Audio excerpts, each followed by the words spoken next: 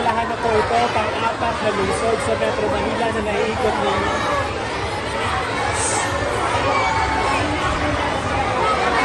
Ngayon, sa Clary, pang-apat na eskwelahan na ito, pang-apat na lungsod sa Metro Manila. Kumusta po yung pagbisita ninyo sa mga eskwelahan? Napakaganda ng reception at marami ang papasabi sa akin na interesado rin silang ayon at makisama dito sa aming mga ginagawa. And nagtatagal lamang kami kasi hindi kami tumatanggap ng pera. Ang gusto namin ay yung mga nutritious items na kanilang ibigay sa amin. Kaya ito ay gagawin din namin sa ibang mga lugar pa. At inaasahan din namin na yung ating ibang mga kababayan na may kakayahan ay gawin din itong programa na ito na hindi na kailangan dumaan pa sa akin, hindi dumiretso na din sila doon sa mga schools. At nakakatuwa dahil nakita mo naman ang reaksyon ng ating mga bata, talagang nakakatuwa, nakakataba ng puso. At yun naman sa mga tumutuligsa na sinasabi kapiranggot lang raw yung Dutriba na binibigay. Mas mabuti na yun kaysa wala kang binibigay. Sila nga kahit isang pirasong biskwit, wala silang pinamimigay.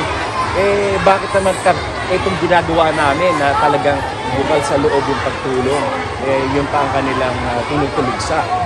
Sana kung sila, sa halip na tumuligsa, gawin na rin ang kagaya nito. At ito ay hindi rin pamumulitika dahil mga batang paslit yan, hindi naman mga butante yan mga yan. Kaya yung mga kanilang mga kritiko at yung mga paninira baliwala sa amin yun. Basta kami, tuloy-tuloy kami. Ang gusto namin makatulong sa nutrisyon ng ating mga kabataan. Hindi kami magpapadala o maapektuhan ng mga paninira. Speaking sir of numbers, wala pa pong isang buwan itong programa pero nasa 4,000 estudyante na po yung nakakabot. Oo. Mahigit na 4,000 at hindi lamang yun kasi yung aking ibang mga kasamahan ay ginagawa na rin nila sa kanilang mga lugar. So, isang layunin nito ay makapagsilbi kami ng halimbawa upang yung iba ay gawin din itong programang ito para mabuhay natin yung bayanihan o tulungan o sama-sama natin pagtulong sa ating mga kababayan. So, tanggol na lang po yung message ninyo sa estudyante na itong eskwelahan na ito nag-e-excel naman pagdating sa sports. Oo nga, nakakatuwa at magagaling sila at talagang yung kanilang makikita mo sa kanila yung talagang interest nila sa pag-aaral.